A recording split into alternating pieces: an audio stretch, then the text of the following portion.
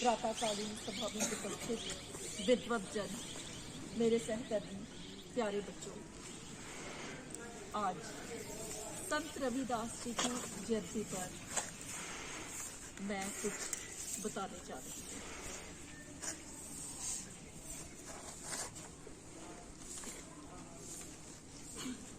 भक्ति काल के संतों में संत शिरोमणि रविदास जी का विशिष्ट स्थान है। उन्होंने सदियों से स्थापित रूढ़ियों को तोड़कर धर्म और ईश्वर की अवधारणा की नई दृष्टि दी। उन्होंने कर्म को ही सच्ची पूजा, सच्ची इबादत बताया। संत कबीर के समकालीन संत रविदास जी अपना पारंपरिक कार्य करते रहे और उसी कार्य में लीन होकर परमात्मा के उस परम शक्ति के भी उन्होंने दर्शन किए। संत रविदास जी के जन्म को लेकर, उनके जन्म समय को लेकर विद्वानों में मतभेद है। कुछ विद्वान इनका जन्म 1376-77 के आसपास मानते हैं और कुछ 1399, तो अन्य 1450 से 1420 के बीच में इनका जन्म का समय माना है। वाराणसी में माता कलसा देवी एवं पिता संतोख दास के घर जन्मे बालक रविदास बचपन से ही बेहद होनहार थे। पंडित शारदानंद जी ने इनकी प्रतिभा को पहचाना और अपनी निजी पाठशाला में शिक्षा देना शुरू की, क्योंकि उस समय के कुछ स्वयं को उच्च वर्ग मानने वाले लोगों को उनका सार्वजनिक विद्यालयों में आना स्वीकार्य नहीं था। संत रविदास जी के आचरण और प्रतिभा से प्रभावित पंडित शारदानंद जी ने उन पर विशेष ध्यान दिया और अनुभव किया कि ये बालक एक दिन अच्छा आध्यात्मिक गुरु व महान समाज सुधारक बनेगा, जो कि सत्य सिद्ध हुआ। कहते हैं कि पंडित शारदानंद जी का पुत्र और संत रविदास जी दोनों इकट्ठे पढ़ते थे, दोनों अच्छे मित्र भी बन गए थे, साथ साथ खेलते थे। एक दिन ये दोनों मित्र छुपा छुपाई का खेल खेल रहे थे। पहले संत गुरु रविदास जी छिपे और उनको ढूंढा पंडित शारदानंद जी के पुत्र ने, और फिर उनका पुत्र छिपा तो संत रविदास जी ने उनको ढूंढा। इस तरह से खेल उन्होंने खेला।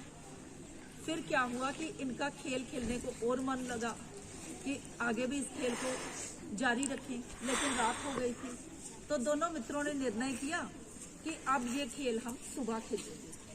सुबह संत रविदास जी जब गए हैं उसी स्थान पर, निश्चित स्थान पर खेलने, तो उनका मित्र नहीं पहुंचा। ये अपने गुरु के घर गए।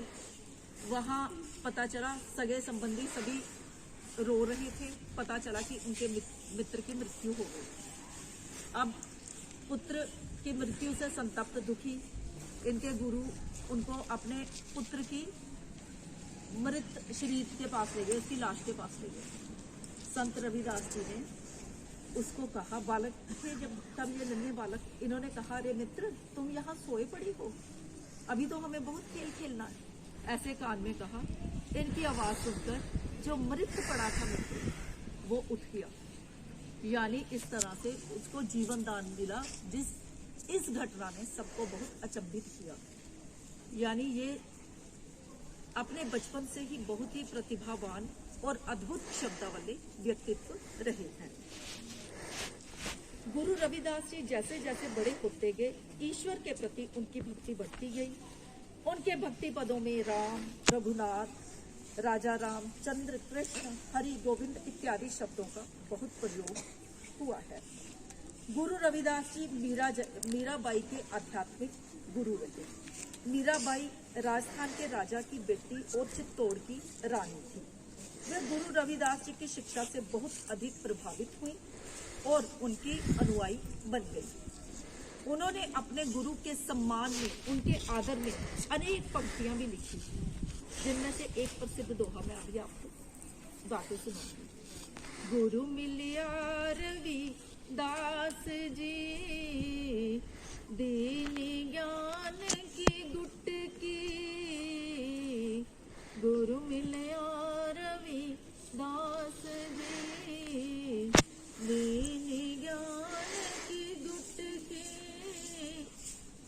रट लगी निज नाम हरि की, मारे ही बरे खट की गुरु जी, मारे ही बरे खट की। यानी उन्होंने कहा है कि गुरु मिलने से मुझे ज्ञान मिला और हरि नाम की जो भीतर अलख जगी है उससे मेरा रोम रोम प्रसन्न हो गया। गुरु रविदास जी का धरती पर अवतरण धर्म रक्षा हेतु हुआ था। अच्छा, गुरु रविदास जी के जीवन से संबंधित एक और मैं आपको घटना सुनाऊंगी बच्चों, अभी सुनाती हूँ कि गुरु रविदास जी के एक मित्र थे पंडित। एक बार उन्होंने कहा कि चलो गंगा स्नान के लिए चलते हैं। गुरु रविदास जी इतने महान ज्ञानी थे, लेकिन अपना पारंपरिक कार्य वो फिर भी करते थे, चरमकार का, चरण पादुका बनाने का। चरण पादुका समझते हैं ना, तो वो काम वो करते थे। तो उन्होंने कहा कि मैं अपने काम में व्यस्त हूँ, तो आप जाओ। तो अपने जेब से एक सिक्का निकाल के पंडित को दिया, भाई आप गंगा जी जाके मेरी भेंट दे देना। पंडित चला गया, गंगा स्नान किया, फिर वापस आया, याद आ गया कुछ छूट गया, फिर वापस गया, गंगा स्नान किया और गुरु रविदास जी ने जो सिक्का दिया था वो निकाला जेब से। कहते हैं बहुत चमत्कार हुआ। गंगा नदी जो है, उन्होंने अपना, गंगा माता ने हाथ बाहर निकाला और वो सिक्का जो गुरु रविदास जी ने भेंट दी थी वो स्वीकार की, और साथ में एक कंगन दिया, बहुत सुंदर कंगन, सोने का कंगन समझती हो ना, कड़ा जिसको बेंगल, वो दिया गुरु रविदास को और कहा कि ये उस पंडित को और कहा कि ये भेंट गुरु रविदास को मेरी तरफ से दे दो। पंडित वापस आया, जब वो कंगन अपनी पत्नी को दिखाया तो पत्नी लालच में आ गई। उसने कहा क्यों ना इसको बेचा जाए, सुनार को अच्छा मूल्य मिलेगा। सुनार को बेच दिया। सुनार भी बड़ा चालाक था, बहुत सुंदर कंगन था। उसने राजा को दिया कि अच्छे पैसे मिल जाएंगे। जब राजा ने रानी को ये कंगन दिया, रानी को बहुत पसंद आया। रानी ने कहा कि इसके जोड़े के दूसरा भी कंगन मुझे चाहिए। अब दूसरा कहाँ से लाएं, सुनार कहाँ से लाए? सुनार ने कहा भाई मुझे तो उस पंडित ने दिया था। आप पंडित ने फिर क्या करे, अब बड़ी मुश्किल। फिर उसने गुरु रविदास जी से माफी मांगी, क्षमा मांगी कि अब मुझे जैसे भी है मुझे बचाओ, राजदंड से मुझे बचाओ, ये कंगन कहीं से भी अरेंज करो। अब गुरु रविदास जी, मैंने बताया ना, चरणकार का काम करते थे, चरण पादुका यानी जूते बनाते थे वो। तो वहाँ एक ना पानी रखा होता, उसमें उसको कठौती कहते हैं। उन्होंने कठौती में हाथ डाला और वहां से कंगन प्रकट करके दे दिया गंगा। तो तब उन्होंने कहा मन चंगा तो कठौती में गंगा। क्या कहा था? मन चंगा तो कठौती में गंगा। यानी अगर हमारा हृदय स्वच्छ है तो हमें यहाँ बैठे हैं वही हरि का नाम ले, ईश्वर का नाम ले, परमात्मा का नाम ले, तभी तो वो कर्म को ही पूजा मानते थे। तो हमारा मन हृदय है तो हमारे घर में ही गंगा। तो इस तरह के महान संत थे। इनका धरती पर अवतरण ही धर्म रक्षा हेतु हुआ था, क्योंकि उस समय समाज में धर्म, जाति, रंग भेद के नाम पर भेदभाव जोरों पर था। उन्होंने बड़ी बहादुरी से सभी भेदभाव का सामना कर विश्वास एवं जाति की सच्ची परिभाषा लोगों को समझाई कि इंसान जाति या धर्म से नहीं बल्कि अपने कर्मों द्वारा जाना जाता है।